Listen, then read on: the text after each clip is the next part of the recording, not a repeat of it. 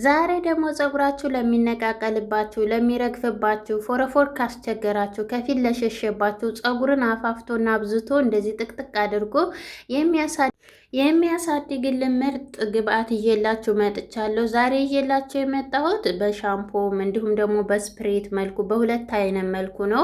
ሁልጊዜም ቢሆን ፎረፎር ካለባችሁ የራስ ቅላችሁን ጽድት የሚያደርግላችሁ ይሄንን ለወንዶችም ለልጆችም መጠቀም ትችላላችሁ። ለልጆች ታዲያ ስትጠቀሙላቸው ለስንት ጊዜ እንደምታቆዩት እነግራችኋለሁ። እንዲሁም ደግሞ ኩሽና ላይ መግባት የማትችሉ ሽታውን እያላችሁ የምትፈሩ ያለምንም ሽታ እንደዚህ የራስ ቅላችሁን የሚያሳምርላችሁ ይውላችሁ። አሁን እኔ የራስ ቅሌ በጣም ንጹህ ነው። ምንም አይነት ፎረፎርም ሆነ ነጭ ነገር የለውም። ምክንያቱም እንደዚህ ሁልጊዜ እኔ ቤት ውስጥ ስለምጠቀምለት ማለት ነው። እዚህ ጋር ወደ አሰራሩ ስወስዳችሁ ታዲያ ቪዲዮውን ላይክ እያደረጋችሁ እስከ መጨረሻው ድረስ፣ ለቻናሌ አዲስ ከሆናችሁ ደግሞ ሰብስክራይብ እያደረጋችሁ ተከታተሉኝ። እዚህ ጋር በምታዩት መልኩ በመጀመሪያ የአውጋር ቅጠል ይባላል በአረበኛ፣ በእኛ ደግሞ የአደስ ወይንም ደግሞ የላውሮ ቅጠል ይባላል። ይሄ ቅጠል በነገራችን ላይ በጣም ህንዶች እንዲሁም ደግሞ አረቦች በጣም ነው የሚጠቀሙት ለፀጉር እድገት ብዛት፣ በተለይ ሽበት ካለባቸው ይሄንን አብዝታችሁ ተጠቀሙት። እዚህ ጋር ታዲያ ይሄ ቅጠል ከሌላችሁ የናዕና ቅጠል ይሄ እርጥቡን መጠቀም ትችላላችሁ። ሌላኛው ግብአቴ እንግዲህ ምንድነው? ናዕና ነው። ናዕና በተለይ ፎረፎር ካለባችሁ የራስ ቅላችሁ ነጭ ካለባችሁ የሚያሳክካችሁ ናዕናን አብዝታችሁ ተጠቀሙ። ይሄን እምላችሁ ከዚህ በፊት ሰርቼ በናዕናና ዝንጅብል አንድ ላይ አድርጌ ቁርንፍድ ብዙዎቻችሁ በሻምፖ ሰርቼላችሁ ፎረፎሬን አጥፍቶልኛል፣ የሚያሳክከኝልኝን አስወግዶልኛል ስላላችሁኝ ነው። እና እዚህ ጋር እንግዲህ ሌላኛው ግብአቴ ምንድነው? ጥቁር አዝሙድ ነው። ጥቁር አዝሙድ ለፀጉር እድገት ብዛት፣ ጥንካሬ፣ ለሽበት እንዲሁም ደግሞ ፀጉራችሁን በጣም ነው የሚያፋፋላችሁ። ራስ ምታት ካለባችሁም እሱን ያስወግድላችኋል። ከዛ እዚህ ጋር እንግዲህ ሌላኛው ግብአቴ ቁርንፍድ ነው። ቁርንፍድ ባለውለታዬ ነው። እኔ ምንም ቢሆን ከማንኛውም ግብአት አለየውም ቁርንፍድ። ምክንያቱም ቁርንፍድ ለፀጉር እድገት ብዛት፣ ጥንካሬ፣ ለደም ዝውውራችን፣ ለፀጉራችን መልክ ማማር ፀጉራችሁን በጣም ነው የሚያሳድግላችሁ። ነገር ግን ደግሞ በዛው ልክ ቁርንፍድ ተበዛ የራስ ቅላችን ስለሚያሳክከን እንዳታበዙ። ፀጉሬን በጣም አደረቀብኝ እንዲሁም ደግሞ ድርቅ አለ ይነቃቅለዋል ትሉኛላችሁ እና ቁርንፍድ ሲበዛ ማለት ነው በዛው ልክ ያሳክካልም። እንደገናም ደግሞ ፀጉራችሁ ድርቅ ነው የሚልባችሁ። እንዳይደርቅባችሁ ደግሞ እንዴት ምን መጠቀም እንዳለባችሁ አሳያችኋለሁ። እዛ እዚህ ጋር እንግዲህ በዋነኝነት ምንድነው? ዝንጅብል ነው። ዝንጅብል ፎረፎር ካለባችሁ ፀጉራችሁ በጣም ስስ ከሆነ የሚያሳክካችሁ፣ እንዲሁም ደግሞ ከፊት ለፊታችሁ ለሸሸባችሁ የዝንጅብል ውሃ ተጠቀሙ። የራስ ቅላችሁን በጣም ነው የሚያሳምርላችሁ። ፀጉራችሁን ጠንካራ እና ውብ ነው የሚያደርግላችሁ። ካዳ እዚህ ጋር ግማሽ ነው የተጠቀምኩት፣ ሙሉን አልተጠቀምኩት። ምክንያቱም ሲበዛም በዛው ልክ ስለሚያሳክከን ጉዳት ስለሚኖረው ግማሹን እንደዚህ አርጌ በመጠን አርጌ ነው የተጠቀምኩት። እንግዲህ ዛሬ ደረቅ ተርጥቡ አንድ ላይ አርጌ ነው ቀላቅዬ የምሰራላችሁ። በእርግጠኝነት ፀጉራችሁን ስትጠቀሙት ለውጥ በአንድ ወር ውስጥ ለውጥ ነው የምታዩበት። በጣም ነው የምትወዱት። ከዛ እዚህ ጋር እንግዲህ በምታዩት ሁሉንም በአንድ ላይ ታደረግን በኋላ እናጥባቸዋለን። ምክንያቱም ቅጠሉ ላይ ቆሻሻ ስለሚኖር አፈር፣ ሌላ ነገር ስለሚኖር የምንጠቀማቸው ግብአቶች እንደዚህ ቅጠላ ነገሮች እርጥቦችን ማጠብ አለብን። ለምን? ለፀጉራችን የምንጠቀማቸው ልክ ምግብ እንደምንመገባቸው መጠንቀቅ አለብን ማለት ነው። ከዛ እዚህ ጋር 2 ጊዜ ነው ያጠብኩት እኔ። እናንተ ከዛ በላይ ማጠብ ትችላላችሁ፣ ግን 2 ጊዜ ይበቂው ነው። ምክንያቱም ዝንጅብሉ በጣም ፍሬሽ ዝንጅብሉን ስላጠብነው ስለከተፍነው ጥቅሙን እንዳይወስድብን 2 ጊዜ ብቻ ይበቃዋል። የምታጥቡትም በቀዝቃዛ ውሃ ነው። በሞቀ ውሃ ከሆነ እንዳለ ጥቅሙን ሙልጭ አድርጎ ነው የሚወስድባቸው።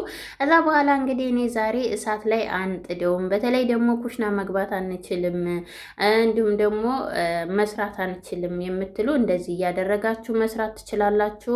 እንዲሁም ደግሞ ይሄ መፍጫ ከሌላችሁ እናንተ እሳት ላይ መጣድ የምትችሉ ልጆች እሳት ላይ ጥዳችሁ ፈቅፍቃችሁ መጠቀም ትችላላችሁ። ነገር ግን እንደዚህ ያድርጋችሁ ስትጠቀሙ በጣም ፍሬሽ ነው የሚሆነው። ሻምፖውም እንደገናም ደግሞ የምንጠቀመው ስፕሬቱም በጣም ቆንጆ ነው የሚሆነው። እንደዚህ አድርጌ በምታዩት መልኩ መፍጫዋ እኔ ይቺ መፍጫ በጣም ነው የወደድኳት። በነገራችን ላይ ይቺ መፍጫ ብትኖራችሁ በጣም ምርጥ ነው። ከዛ እንደዚህ አድርጌ ፈጫዋለሁ። ደረቁም ምርጥቡም እንዳለ እንዳለ ሁለቱንም እንደዚህ አዋህዶ እንዳለ ፍጭት ያደርግና ጥቅሙን ይሰጠኛ በደንብ አድርጎ ሽታው፣ በዛ ላይ መዓዛው እንዴት ደስ እንደሚል። በነገራችን ላይ በዚሁ አጋጣሚ የረሳሁት ነገር አብሽ ራሱ መጨመር ትችላላችሁ። አብሽ ሽታው ተተቸገራችሁ እንደዚህ እያደረጋችሁ እየቀላቀላችሁ ብትጠቀሙ አብሽ ለፀጉር እድገት በጣም ወሳኝ ስለሆነ ማለት ነው።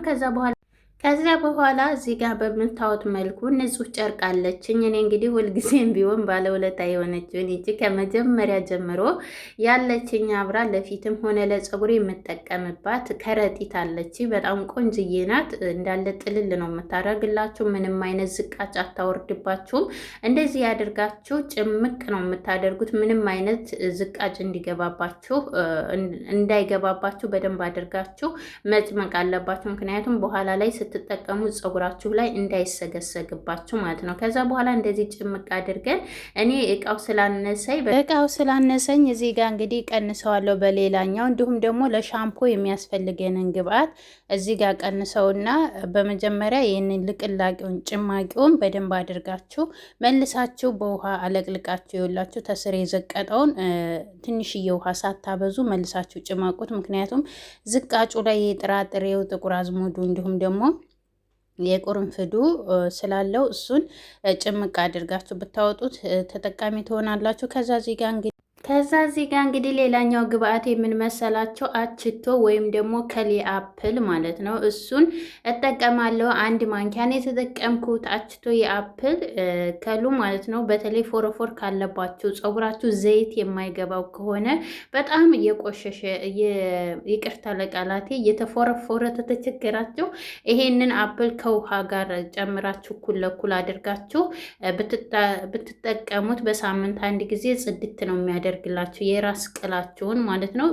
የራስ ቅላችሁን ጽድት ነው የሚያደርግላችሁ። ከዛ እዚህ ጋር እንግዲህ ሌላኛው ግብአት ምንድነው? ቡና ነው የተጠቀምኩት። እኔ የተጠቀምኩት ንስኮፊ ነው። እናንተ ያላችሁን የሀበሻ ቡና መጠቀም ትችላላችሁ። ቡና ለፀጉር እድገት፣ ብዛት፣ መፋፋት፣ ለደም ዝውውር፣ ለራስ ቅላችሁ በተለይ ሽበት ካለባችሁ ፀጉራችሁ አመዳማ ከሆነ የቡና ሻምፖ በጣም ምርጥ ነው። እንዲሁም ደግሞ እኔ የተጠቀምኩት ንስኮፊ ነው። እናንተ የሀበሻ ቡና መጠቀም ትችላላችሁ። ነገር ግን የሀበሻ ቡና ስትጠቀሙ ምን ማድረግ አለባችሁ? ውሃውን በጥብጣችሁ ወይም ደግሞ ከግብአቶቹ ጋር መጀመሪያ ላይ ስፈጨው አብራችሁ ፈይታችሁ አብራችሁ አጥሉት። ለምን? ዝቃጭ ስላለው ማለት ነው። አሰር ስለሚኖረው ስትታጠቡት ፀጉራችሁ ላይ እንዳይሰገስግባችሁ። ከዛ እዚህ ጋር እንግዲህ እኔ የተጠቀምኩት ያለኝን ሻምፖ ነው። እናንተ የምትጠቀሙትን የሚስማማችሁ መጠቀም ትችላላችሁ።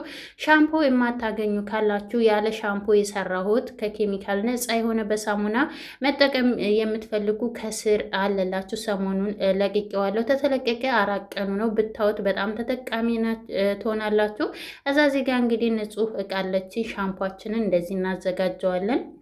ከዛ ሻምፖችንን እንደዚህ ያዘጋጅተን እቃ ላይ እናደርጋለን። ታዲያ ሻምፖውን ይሄን ስትጠቀሙ እናንተ በምትታጠቡበት ጊዜ በሳምንት ከሆነ በሳምንት 2 ጊዜም ከሆነ እንደምትጠቀሙት ፀጉራችሁ እንደምትታጠቡት ጊዜ መታጠብ ትችላላችሁ። ከዛ እዚህ ጋር እንግዲህ ቅድም የቀነስነውን ግብአት ይሄንን በዋነኝነት ፀጉራችንን ታጥበንም ሳንታጠብም የምንጠቀመው ስለሆነ እዚህ ጋር ሌላ መርጫ እቃ ላይ ያለችኝ እኔ ለ2 ጊዜ የሚበቃኝን ያህል ነው የተጠቀምኩት።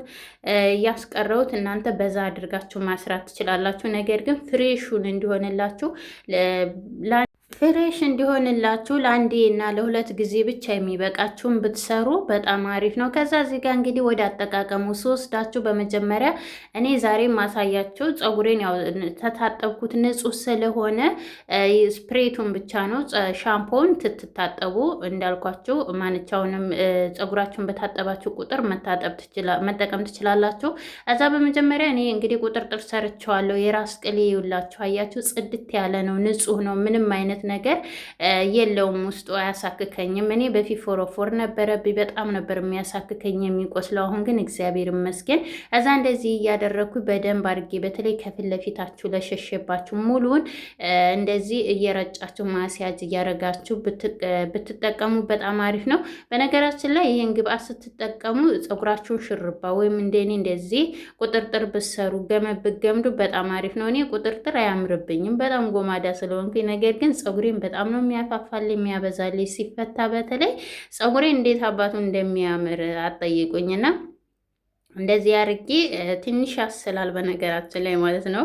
ምክንያቱም ዝንጅብል ትንሽ የማቃጠል ባህሪ ስላለው እሱ ብን ሲልባችሁ ትንሽ ያስላችኋል። ምንም ችግር የለም። ከዛ ይሄንን ስትጠቀሙ ፀጉራችሁ ስለሚደርቅባችሁ ግዴታ ጭቃ ቅባት መጠቀም አለባችሁ። ጭቃ ቅባት ደግሞ እዚሁን የሰራሁላችኋለሁ። ይሄ የጥቁር አዝሙድ እና እንዲሁም ደግሞ ቁርንፍድ የቴምር ፍሬ ጋር የሰራሁት ነው። ከታች አለላችሁ ገብታችሁ ብታዩት ትጠቀማላችሁ። ፀጉራችሁ እንዳይደርቅና እንዳይሰ በርባቸው ያደርግላቸው። ይሄን ስፕሬት እንግዲህ በሳምንት 2 ጊዜ ነው የምትጠቀሙ። ለልጆች ለአንድ ቀን ወይም ደግሞ ለ30 ደቂቃ ቆይታቸው ጠቡላቸው።